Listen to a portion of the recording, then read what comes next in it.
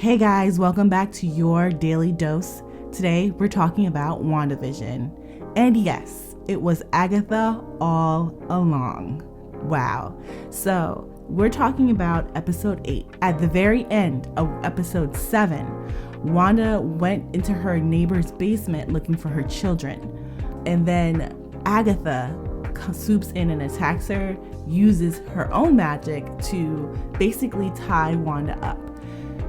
Agatha admits that although Wanda has been creating this whole world and all this chaos, Agatha is actually the one throwing the monkey wrenches into everything and making everything go haywire. At the start of this episode, episode 8, we see Agatha's background. We see her history. So apparently she goes all the way back to the Salem witches. She's one of the first ones. Her coven is actually putting her at the stake. But as they're all witches, they're not actually burning her. They're, I guess, using their powers to take away her powers. Her mother is apparently the lead witch of the coven. So they're putting Agatha on trial for playing with black magic. And Agatha is trying to explain, well, my magic is naturally that way. It's not anything that I can do about it, but you guys can teach me to be good. They're not listening, so they all collectively take their powers and point them in her direction. Agatha's powers, I guess, naturally take over, and she starts to suck the powers away from the other witches in the coven. Her mother sees that and is like, okay, I guess I gotta step in. I'm the big dog. So her mother steps in and sucks in, does a Goku power up, and then blows or blasts Agatha with the biggest power strike that she could muster to try and take Agatha's powers now that she's been supercharged by all these other witches. Agatha overtakes her mother and ends up killing her and steals her brooch. While her mother is sucking, or before her mother attacked her, she again begged and pleaded to say, listen, I can't help this, but you guys can teach me how my powers work. So of course, her mother didn't listen and attacked her anyway. So the two things I'm gathering from this scene are, one, Agatha is a natural witch, and two, she's one of those people that fall into the category of, I wanted to be one of the good guys, but the good guys wouldn't have me, so now I'm a bad guy. I don't know which way she's going to go in terms of a villain. Is she going to be an actual bad guy that Wanda has to defeat, or can she be talked over to the good side with someone that actually loves and respects her? Okay, so back to the present. Agatha has Wanda tied up in her basement, and she's basically questioning her. She's saying that she could sense this huge burst of magic from so far away. She had to come check it out and see what it was. And she realizes that Wanda essentially has her magic on autopilot. She's here, but she has her magic working for her miles away, and she needs to figure out how she's doing it. In that conversation, she realizes that Wanda doesn't really know anything about magic. Agatha knows all the ins and outs of it and is explaining to Wanda how the spell that she has working on Wanda is working, and Wanda is looking at her blankly like, I have no idea what you're talking about. One interesting thing that came out of this conversation too is that Agatha says that she's the person behind Pietro. So a couple episodes ago, we saw Evan Peters, my favorite version or my preferred version of Quicksilver, show up, which shows that Fox Disney crossover magic. Anyway, so Quicksilver shows up and Wanda doesn't know how because she didn't create him, but he's there and is trying to get information from her. But it was really a creation or a doppelganger created by Agatha, because Pietro's body is on the other side of the world with bullets in it, as she says. So she created that doppelganger to get close to Wanda and figure out the source of this spell. With all that being said, Agatha decides to take Wanda down memory lane to figure out where the spell came from or how it happened. So we find out a lot of things this episode because we're going through Wanda's history. One of the first things we find out is the origin of this whole sitcoms thing, right? So apparently when she was younger, her father and mother would get old episodes of all these American sitcoms and shows and movies, and they would sit there and watch it together as a family. And I guess it made her feel safe because she really grew up in a war zone. There was a scene there where the family was coming together to watch an episode of the Dick Van Dyke's show, right? And Wanda's mother peeks out the window and there are bombs literally going off outside, but she shuts the window and they sit there as a family and they're watching the show. It was also a way for Pietro and Wanda to learn English. So I'm not really sure if that has to do with the whole accent going in and out thing, the Sokovian accent that Wanda clearly can't keep straight an entire episode and everyone calls her out on it. It's actually pretty funny. We also find out how her parents died, right? They're all sitting there as a family watching TV and out of nowhere a bomb goes off. Everyone should have been killed, but somehow Wanda and her brother were saved. And we realize that Wanda was the one that saved her. So Wanda too is a natural born witch. So she instinctively used some of the rubble to cover her and her brother.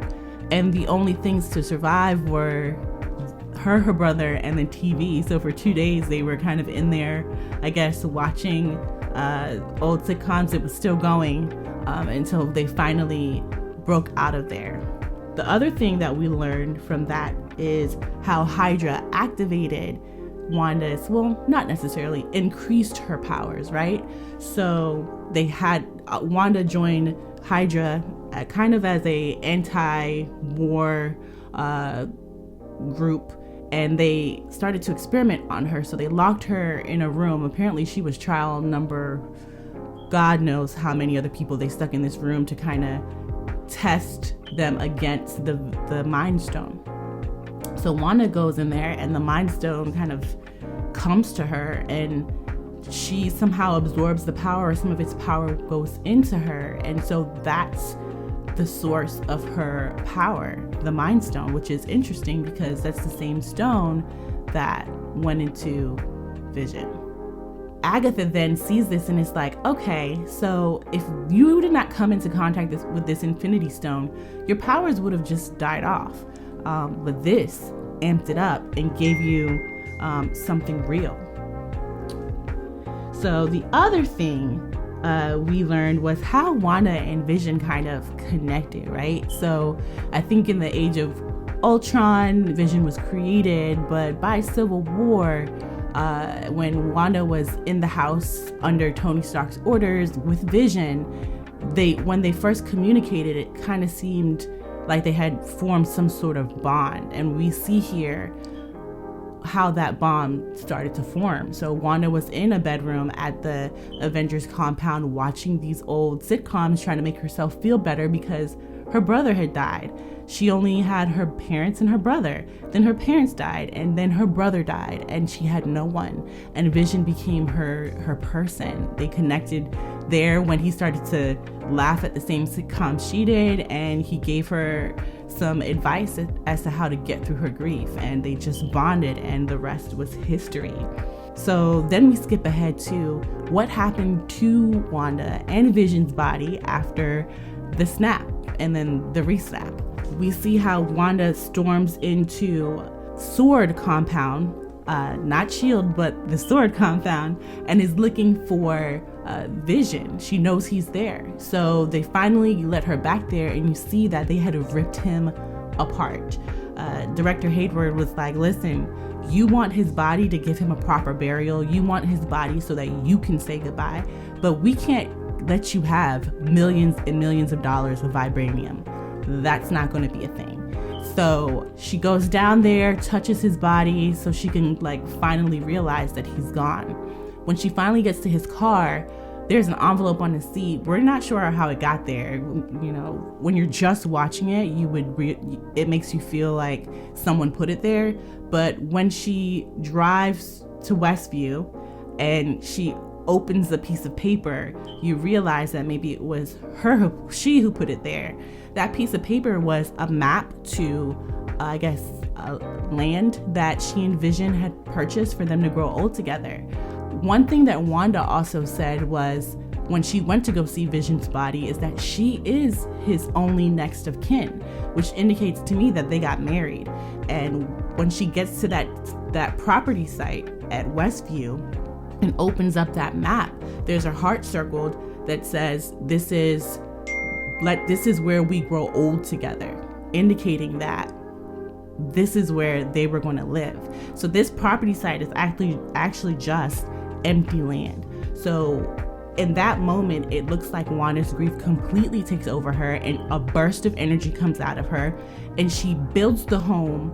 She reconstructs the town, and I guess changes the way everybody in the town is currently acting. You've seen the last couple episodes. She creates that, and she also creates Vision. I don't know if it was intentional or if it was just her grief, exploding in a way. So she creates Vision, and then she recreates herself to fit into that world. From there, they all exit her memory, and Agatha has Wanda's 2 children in the street, kind of holding them hostage. And I'm going to pause here to then question, if Wanda created everything in this world, did she then create her children? Are they going to be real outside of this world? We already saw a couple episodes ago where Vision, when he attempted to exit the hex, he didn't exist. He was breaking apart. But will the children do so too?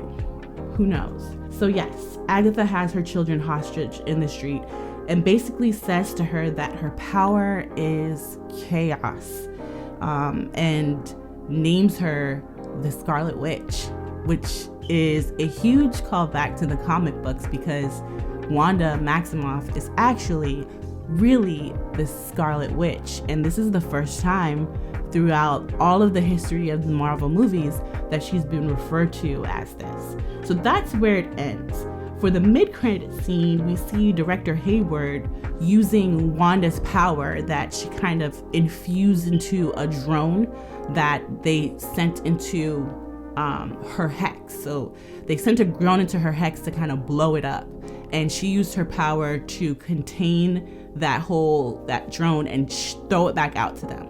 So then Director Hayward is then using that drone to power Vision, the Vision we saw earlier in this episode that was completely torn apart. They apparently had put back together and has now turned it on.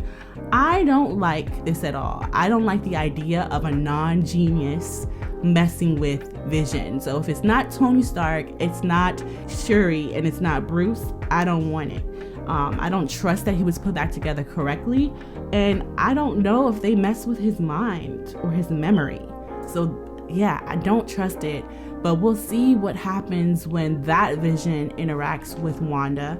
Maybe that will make her break the hex, but who knows what other changes may have occurred because all of this happened.